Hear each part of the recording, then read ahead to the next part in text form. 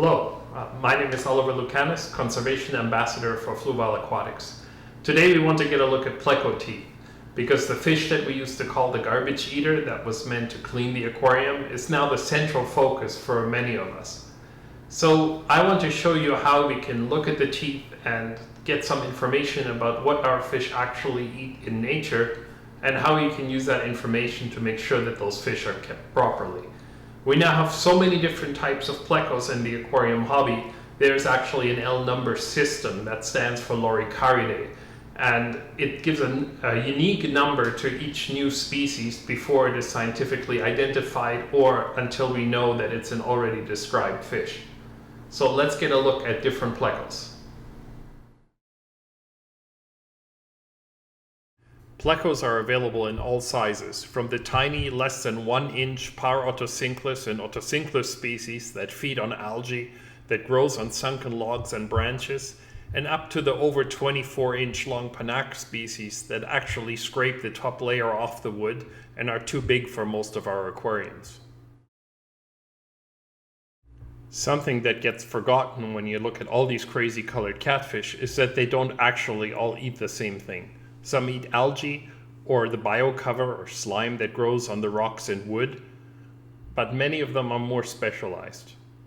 To explain that more easily, you can look at their teeth, and you see that they all have totally different shaped teeth, because some are ideal for scraping algae, some for rasping the top layer off wood, some for grabbing small invertebrates like shrimp or snails, and some for finding worms in the sand. And it is really important to think about what your new catfish will eat before you bring it home. So check first, because if your fish won't eat algae, what will it eat? Many of these fish need to be fed separately, and in a community aquarium full of other fish they don't always do well, because they just don't get enough to eat. If you like these fish, maybe it is better to set up an aquarium just for them and keep some other fish to be their leftover eaters instead.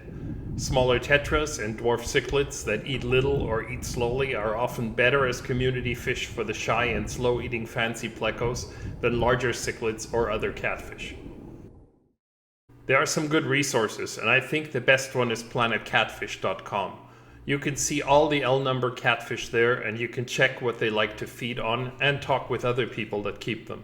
Consider that these fish were caught by someone in South America and have traveled a long way to make it to your home, and you don't want them to starve after all that.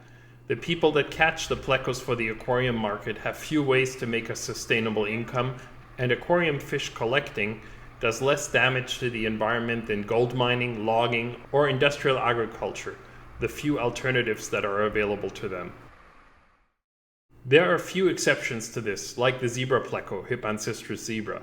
It is endangered because of the destruction of its habitat, but also because people are exporting them illegally.